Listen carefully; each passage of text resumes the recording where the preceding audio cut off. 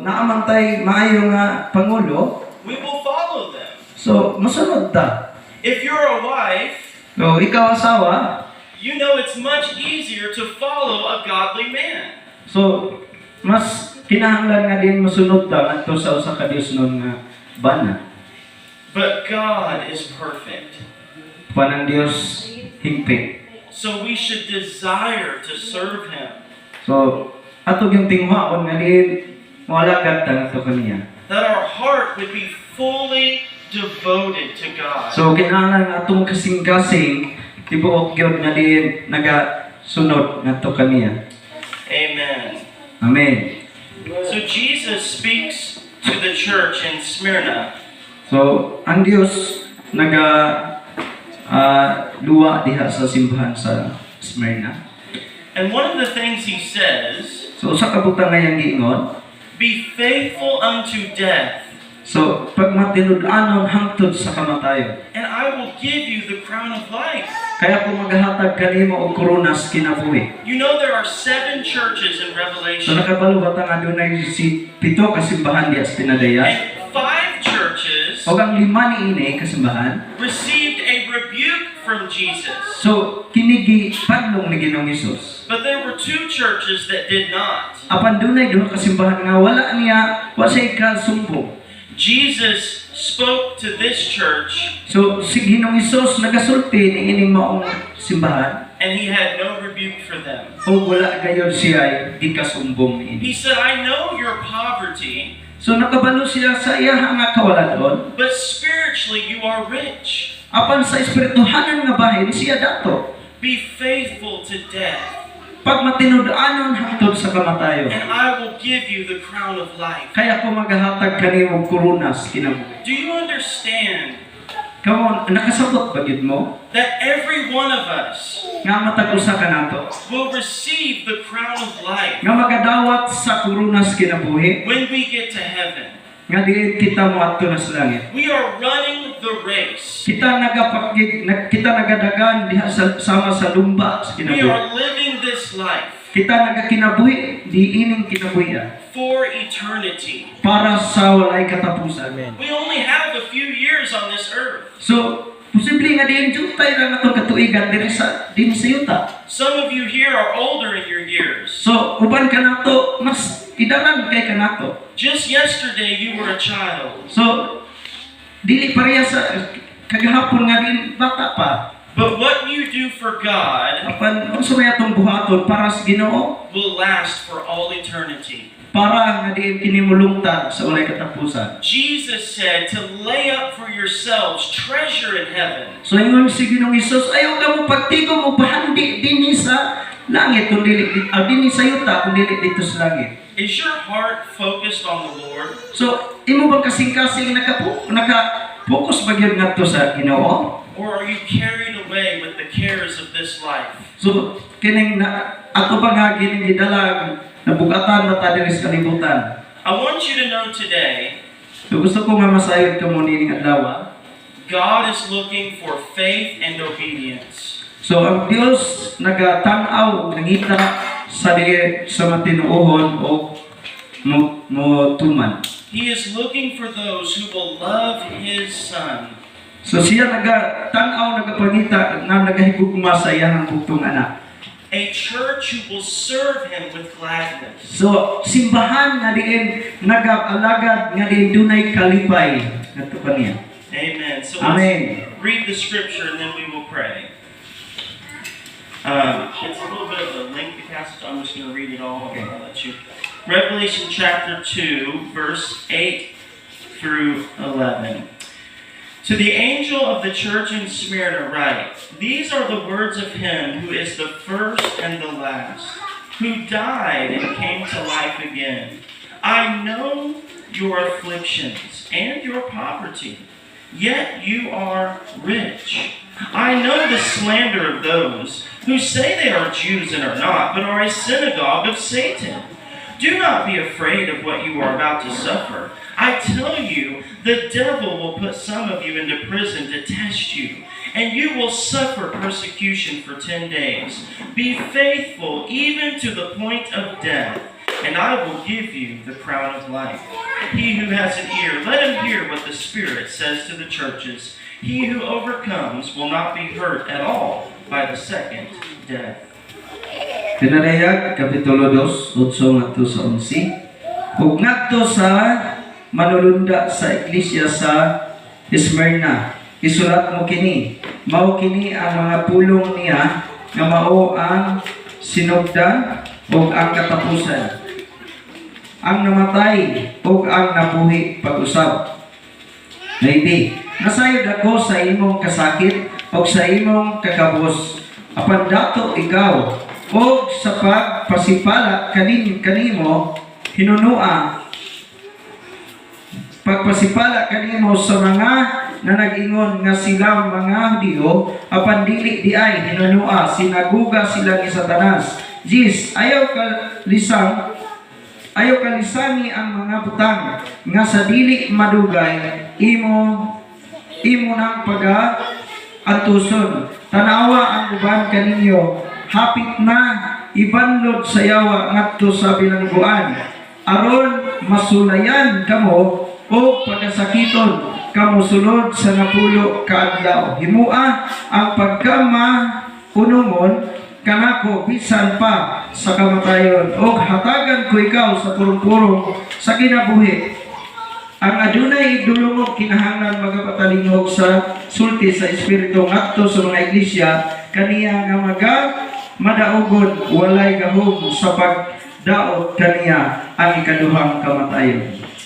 Let's pray. Father, I ask you today that you will anoint the Word of God, that you will give us understanding, and that as we walk out of this church today, we will be filled with the Spirit and filled with the knowledge of your will and your Word. In Jesus' name, amen. Amen. So the first thing I want you to notice about this scripture, so unang butang din gusto na kong masayra ninyo, may tungod niining atong na ibasa sa kasulatan, is Jesus proclaims His glory. si Jesus nga din nagapadayag sa iyang himaya. These things, it says the first and the last. Kining mga butang nagaingon nga siya ang sinugdan ug ang katapusan. The one who was dead and came back to life. Siya nga din namatay ug din nabuhi pag-usab. God wants you to know who He is. Ang Dios gusto nga din masayod kita kung kinsa gayud ang Dios. The resurrected Son of God. Nga din nabanhaw na anak sa Dios. We are not following an idol. Wala ta magsunod sa mga Diyos. We're not following a piece of wood. Wala ta sunod diri sa kalinaw sa kalibutan. We're not bowing down to a statue. Wala punta nagayugbo sa kining sa mandina nga din mga ripulto. We are serving He who was dead and came back to life. Kita nag-alagad kinsang namatay ug din nabuhi pag-usab. And this is the God that we can follow. O kini mao ang Dios nga din ato ang nagisunod. This God is worthy of our faith. Kini mao ang Dios tapos gayud sa atong pagkama tinud-anon. I want you to know who I am. Gusto God wants you to know. ang Dios gusto nga din masayod gyud ta kinsa man ta tubangan sa Ginoo. Your understanding of God will help you Ang atong pagsabot makatabang diha sa atong to be faithful. sa pagkamatinud-anon ito kanina. Why would I serve a false God? So, nga naman mag-alagad man ta ng dili tinuod nga Dios. But if this is truly God, Pag kini mao tinuod nga Dios, if He truly created this world, nga diin siya mao gyud ang nagabuhat sa tibuok kalibutan. if He's the only true God, Siya man ang tinuod ug bugtong nga diin Dios. then He is worthy of our praise. So, tapos gayud siya sa tong mga paday. Jesus declares His goodness. Si Jesus nga diin nagpadayag sa iyang pagkamaayo. He is the first and the last. Siya ang sinugdan ug ang katapusan. He is the Alpha and the Omega. Siya ang sinugdanan ug ang katapusan. He is the bright and morning star, So siya ang bituon sa kabuntagon, the light of the world, ang kahayag sa kalibutan, the Savior of all men. mga magluluwas sa tanang mga tao. Therefore, He is to be worshipped. Busa siya kinahanglan natong simbahan. When you have an understanding of God, Sa diha nga din naatay pagsabot may tungod sa Dios, you will love Him more and more. Magadugang ang atong nga paghigugma kaniya. You know, the first day that you get saved, Sa unang adlaw nga din kita naluwas, your knowledge of God is not as rich. so ang atong kahibalo, dili pa yun kay daghan. But as the years go by, Apan sa diha nga nag-abot ang mga katuigan, you begin to understand God. so nagapadayon ang ato nga pagsabot may tungod sa Dios. You can truly say, I know Jesus. So magkaingon ta nga din, kay balon ako kinsa gid This Jesus. is a real relationship. So doon na natay tinuod nga kining relasyon ngadto sa atong I Dios. have a real walk with God. So tinuod nga nagasubay na ta nagalakaw nagsunod kaniya. Therefore, I will be faithful. Kinahanglan nga kita magmatinud-anon. And secondly, Ikaduha, Jesus says, si Jesus mingon, I know you. nakaila ko nimo. He said, I know your afflictions. So ingon siya nga nakabalo ko sa imong kasakit. I know your works. Kay balo ko sa imong gibuhat. I know your poverty. Kay balo ko nga din nakasa kini kawaladon. Do you understand that God knows you? So nakasabot ba ta nga ang Dios nakahibalo yun nato? He knows everything about your life. Siya nakahibalo sa tanang aspeto sa atong And kinabuhi. Jesus understands what it means to live as a man. So nakasabot siya sa kining pagkinabuhi sa tao diri sa kalibutan. He came to this world Kay siya ni ang sa kalibutan, truly God and truly man. tinuod gayud nga Dios o tinuod siya nga tao. And so when we pray to our Father in heaven, So sa diha nga kita mag-aampo nga din sa atong amahan nga tos langit. Jesus knows what it's like to live on this earth. So nakahibalo si Ginoong Hesus sa ato nga pagkinabuhi diri sa kalibutan. He told this church, So nagaingon siya sa simbahan. I know your afflictions. Kay balo ko sa imong kasakit. You know, this world is a hard place. So niining kalibutan ako sa kadapit nga malisod. There are many afflictions. Daghan kay kasakitan. Even King David said, many are the afflictions of the righteous. So daghan nga din kasakit diha sa mga matarong. God does not promise you a perfect life. So ang Dios din siya nagasalog mahitungod sa kining hingpit kinabuhi. He promises you will have trouble So na siya gisulti nga din dunag gitay kasakit maagian. because you live in a fallen creation. So kita iyahata nga gihimo sa amahan. And the devil is real. So ang yawa tinuod yun na ang Satanas tinuod na. And he will attack the saints of God. So siya atake diha sa mga balaan sa Dios. He will come to destroy the righteous. So siya ni ani aron nga din ang mga matarong iyang And bukod. Jesus was warning them Apan si Ginoong Hesus ana that Satan is going to afflict you. nga din si Satanas dili makaunsa kanimo. He's going to persecute you. Kay siya ni ani aron sa paglutos kanimo. You will have afflictions in your life. Aron nga din maghatag kasakit sa imong But kinabuhi. if you are faithful to God, Apan kung ikaw matinud-anon sa Dios, you will receive the crown of life. ikaw makadawat sa korona sa kinabuhi. God will give you strength for the battle. Siya maghatag kanimo kusog sa tanan nimo nga din gipakigbisugan. In your weakness, His strength is made Ang perfect. imuhang aking kaluyahon mahimo doon kay kusog. That is the power of God. Kay kana daho man sa Dios. I know your poverty. Kay balo ako sa imuhang kawalat-on. The church in Smyrna was in poverty. So ang simbahan sa Smyrna anaas kawalat-on. They didn't have a lot of money. So wala siya daghang kwarta. But Jesus said, you are rich. Apan si Ginoong Hesus mingon, dato ka. Jesus saw spiritually. Ang si Jesus nakakita sa espirituhanon niyang kinabuhi. They had a true love for God. Nga doon na siya tinuod nga gugma sa Dios. They didn't have many physical possessions, Wala siya kining daghang posisyon sa iyang kaugalingon. but they knew the power of God. Apan siya nahibalo sa gahom sa Dios. They knew the Word of God. Nahibalo siya sa pulong sa Ginoo. They knew the resurrected Savior. Nakahibalo siya sa napanhaw nga manluluwas. Jesus said, you are rich. Si Jesus mingon, ikaw dato. You can have worldly poverty, but be rich in Christ.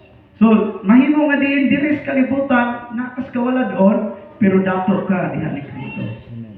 You can offer Jesus to the world. So makahatag silang Isus diya sa kalibutan. Even if you don't have $1 to give or 1 peso, Bisan wala kay usa ka dolyar o piso ba, you can open your mouth and glorify Jesus. makahimo ka sa pag-ablis mong bakba o maghimaya kang Isus. God can use you mightily for His kingdom. Ang Dios makahimo kanimo paggamit nga makusganon diha sulod sa iyong He gingharian. will empower you. Siya maghatag kanimo og He kagahom. will strengthen you. Siya magalig-on kanimo. He will make you rich in Christ. Siya magahimo kanimo madagayaon diha kang Isus. This is why Jeremiah said, don't boast in your riches. So siya nagaingon diha sa Jeremias, ayaw kamo pagpanghambog sa inyong mga kaning bandi. Don't be prideful in your wisdom, So ayaw pagpanghambog sa inyong nga diin kaalam. but boast that you know God. Apan kini mo'y imong ikapasigarbo nga nakailaka sa There are millions of people all over the world adunay mga milyon nga mga tao sa tibok kalibutan who are lost, nawala who are on their way to hell. nga diin sila nagapadulong adto sa impierno. They don't know God. Wa gyud sila kahibalo may tungod sa Dios. But if you are in Jesus Christ, Apan ikaw na kang Hesus, you are connected to the one true God. nga diin ikaw nadugtong sa tinuod gayud nga Dios. You have eternal life. Doon na kay kinabuhing walay katapusan. You have the greatest gift. Doon na kay kindako kayong gasa nga nadawa. You will live forever in the kingdom of God. So diin magkinabuhi ka diha o mabuhi ka diha sa hingarian sa Dios. This is the truth of God's word. Kini mao ang kamatuoran sa pulong sa This Dios. is the power of the cross. Kini mao ang gahom sa cross. That the sinner has been set free. Nga diin ang mga makasala na higawas. No more spiritual slavery. Wala na sila yung espirituhanon nga diin gahom sa ilang kinabuhi. No more bondage of the heart. Wala na sila yung mga talikala sa ilang kasing. But I know God. Kaya sila nakahibalo sa Dios. I am free from my prison. Diha sila doon ay gawas nun sa presensya sa I have a true joy. na sila tinuod nga A kalipay. true peace. Tinuod nga kalinaw. Because of Jesus. Tungod kang Isus. Have you experienced that today? Imo man ang nasinati. Is it a reality in your life? So kini na ba yun sa mong kinabuhi? There's some of you, even in this room, So nini nga kining lawa karon. who don't yet know God. No, naay wala pa yun kayo makasinapi kaila sa Dios. Maybe it's only one person here. Murag usara ka tao or pipila. You come to church week after week. Na diin nag-anha sa simbahan, nag-aadto matag simana. You do all the spiritual things, Nga diin nagabuhat sa espirituhanong butang. but your heart has not been changed. Apan ang gasing-gasing, wagyan mausa. You go home and live the same sinful life. Ano ulit sa balay nga diin mubalik ra gyud sa naandan ra gyud nga pagkinabuhi. You wake up on Monday Matay ni ka kining Lunes, and there's no thought of Jesus. There's no thinking about Jesus. wala maghuna-una nituod kang Isus. You're only focused on this life. Aning natumong ra gyud sa mga butang diri sa kinabuhi. But Jesus wants all of you. So gusto ang Dios kanatong tanan. Amen. Amen. Amen. So God says, I know you, So ang Dios mingon nakailalagi ko nimo. but He also says, Ano mingon sa? I know those who are false believers. So nakaila pud siya og kinsa katong di gyud tinuod nga mga magtotoo. Amen. In verse 9, Sa diha sa bersikulo 9, He says, the blasphemy ang mga nagpasipala of those who say they are Jews and are not, o nagpaila sila nga mga Hudiyo unya dili di ay. but they are a church of Satan. Apan ay sila iglesia o kining simbahan ni Satanas. These are the wolves in sheep's clothing, So sama sila og kining lupo nga din nagasuot. the ministers of Satan, So sila kining mga the kaaway kauban ni Satanas. false prophets. Sila mga dili matuod nga mga propeta. Jesus knows the difference Ang Dios nakaila gayon unsay kalahian. between the true and the false. May tungod sa tinuod ug sa dili gyud tinuod nga mga magtotoo. And He says, you will be persecuted. So, lingon siya nga, ikaw gilutos. by the ministers of Satan. Diha sa mga sulugoon ni Satanas. And he says, do not fear what you are about to suffer. O gingon siya, ayaw kahadlok kung sa man ang imuhang kining maantos o sakiton ka. Do you know that in this life, So nakaibalo ba yun ta sa kinabuhi? you don't have to fear? Wala gyud kahadlok. Jesus said, I am with you always. Kay siya nagasaad, ako magauban kanunay kanimo sa kanunay. The Bible says, I will not fear what man can do to me. So ayaw ang kasulatan nag-ingon, ayaw kahadlok sa tao. The fear of man brings a trap, So ang pagkahadlok dahil sa tao, dili maayo. but the fear of the Lord is the beginning of wisdom. Kaya ang pagkahadlok dahil noon sa Ginoo, mo'y sinugdanan sa tala. You will either fear God or fear man. So, posible nga din mahadlok ka sa Dios o mahadlok po ka sa tao. If you want to be faithful to God, Apan kung gusto ka nga magmatidod-anan gayon sa Dios, you must learn to fear God. kinahanglan kang magkat-on pagka mahadlokon sa Dios. We are commanded by the Apostle Peter Kay si Pedro gisugo niini to fear God. ang pagkahadlok nato sa Dios.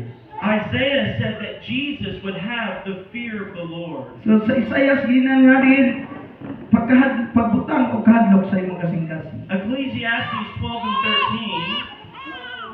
Ecclesiastes 12 and 13 Ecclesiastes 12:13. says to fear God and keep His commandments. So ningon siya nga pagkahadlok nato sa Dios ug tumana ang mga sugo. For this is man's life. Kay kini mao ang kinatibuk-an nato nga kaapuhan. Job was called a God-fearing man. So si Job aduna siya kasing-kasing nga diin nahadlok sa tao. Proverbs 10 and 27, the fear of the Lord will lengthen your days. So panultihon The fear- 14 Proverbs, 26 ngadto 27. Proverbs 14:26, in the fear of the Lord there is strong confidence. So diha sa pagkahadlok sa Ginoo aduna tay kaning pagsalig. The fear of the Lord is a fountain of life.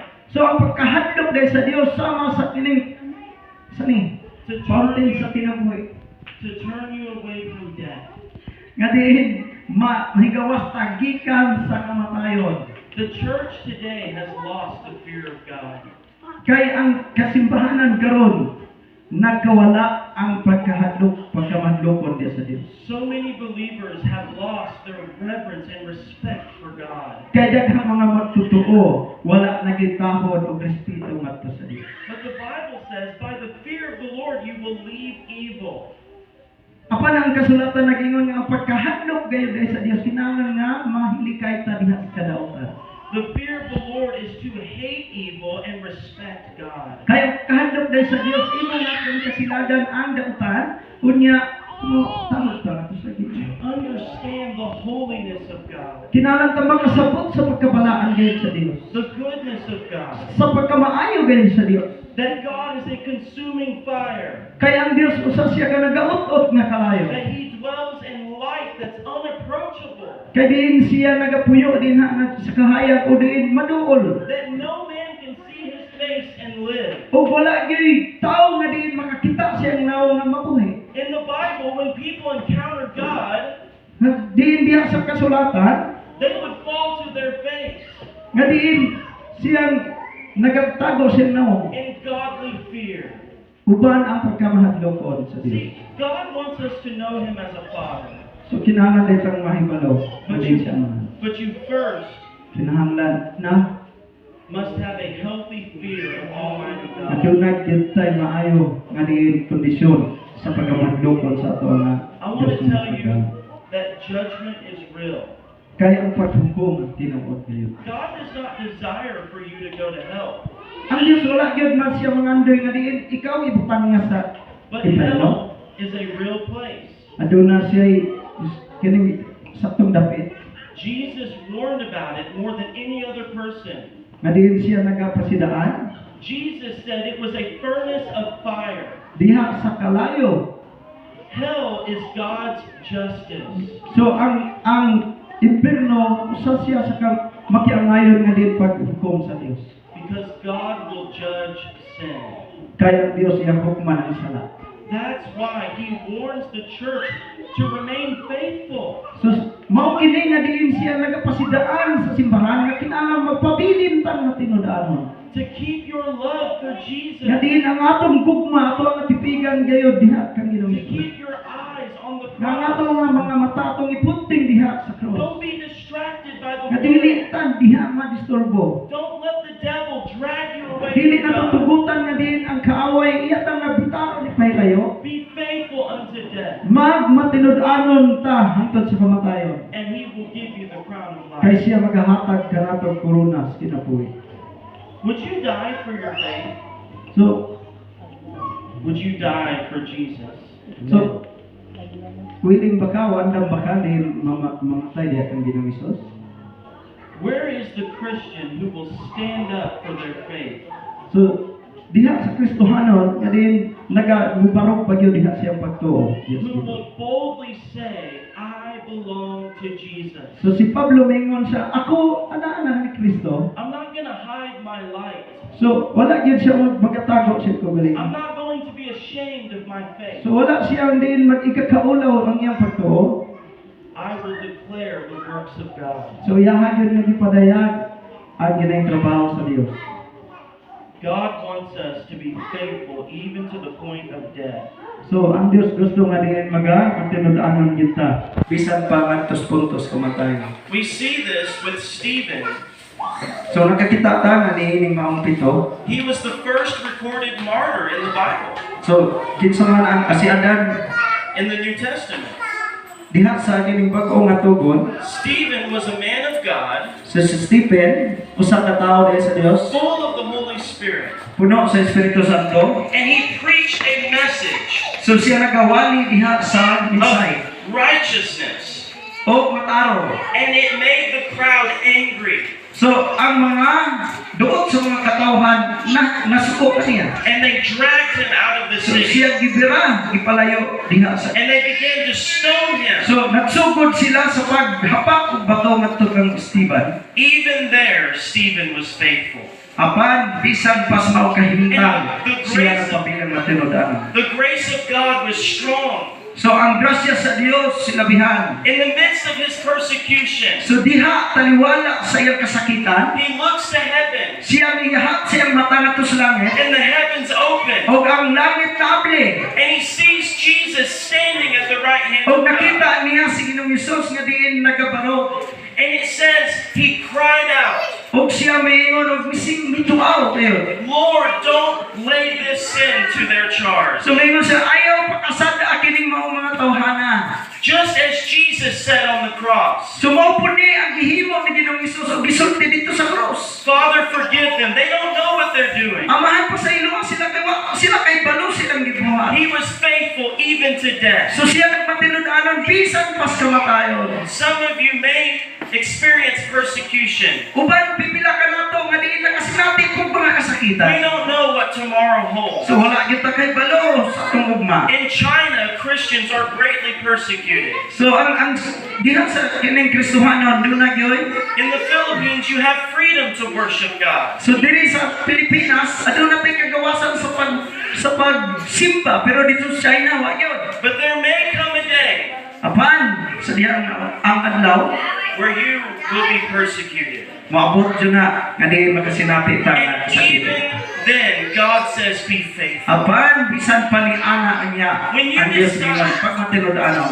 When you decide in your heart Sa diha nga ikaw magadesisyon sa imong heart akasing-kasing. that no matter what happens in my life, Nga bisan unsa pay mahitabo ining kinabuhi I'm going to remain faithful. nga ako magpabilin kayong matinud-anon. This is when God will give you strength. So mao ni giingon nga din iya kang hatagan jud kusog. He will give you the grace to endure.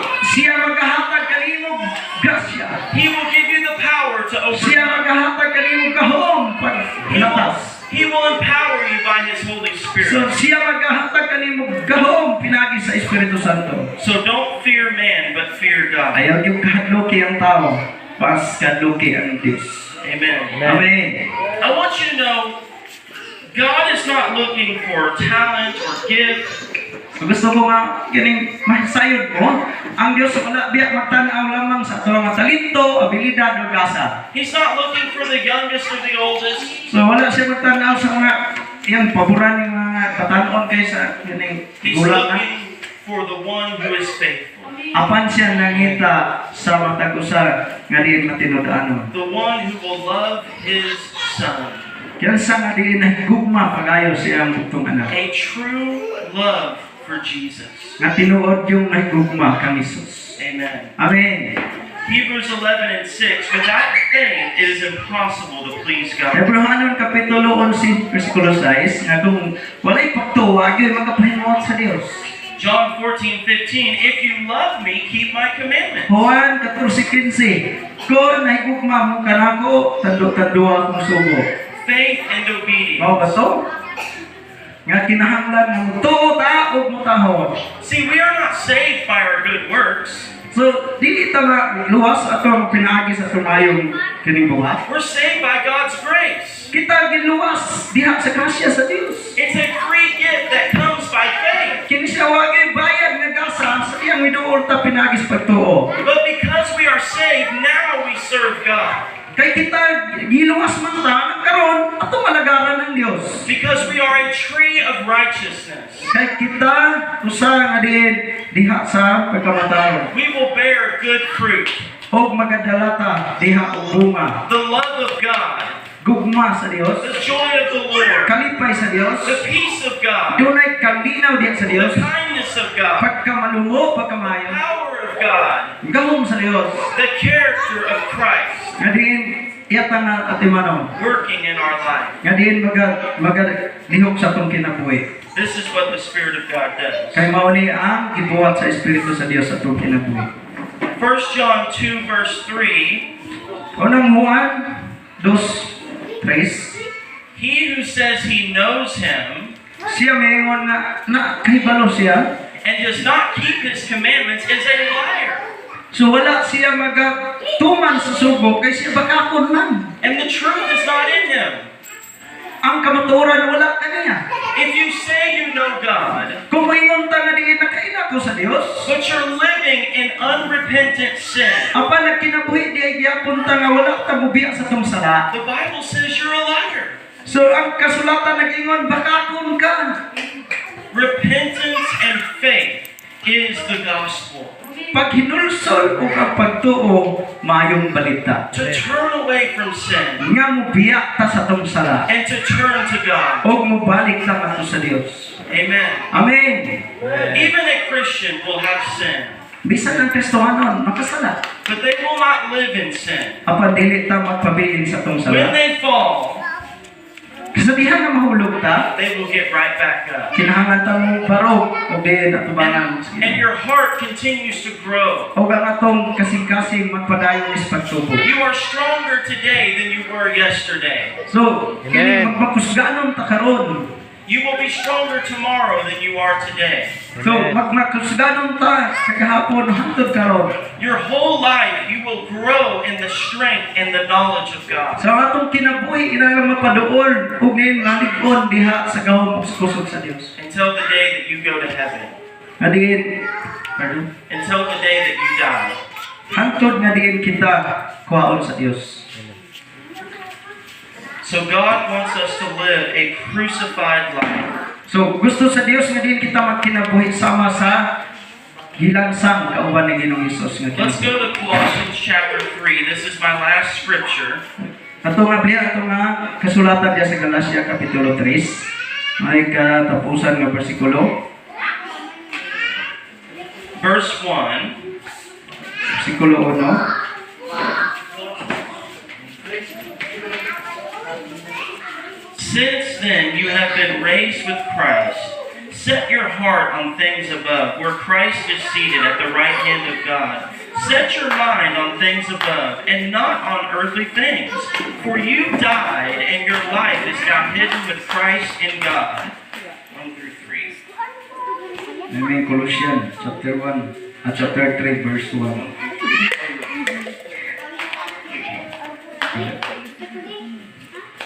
Kolosas Kuno galing gibanhaw man kamo uban kang Kristonan, pangitaan ninyo ang mga butanga na sa itaas, diin ana si Kristo nagalingkod sa tuo sa Dios. Itumong ang inyong mga una-una diha sa mga butang nga na sa itaas o dili sa mga butang dili sa yuta. Now look at verse 5. Pagkanawa sa versikulo 5, He's going to give us two lists here. so He's going to tell us things that we should turn away from kinahanglan nga nagasulti siya nga diin unsa mga butang atong biyaan and things that we should put on. o unsa po ang mga butang nga ato nga kining dawaton ipabilin sa This tuman. is the life of the believer. So kini mao ang kahayag sa mga Verse pagkapuyo sa mga 5, totoo. verse 5 through 9. Put to death, therefore, whatever belongs to your earthly nature, sexual immorality, impurity, lust, evil desires, and greed, which is idolatry. Because of these things, the wrath of God is coming. You used to walk in these ways in the life of you once lived, but now you must rid yourselves of all these things: anger, malice, slander, and filthy language from your mouth. You can just go through verse 8, 5 through 8.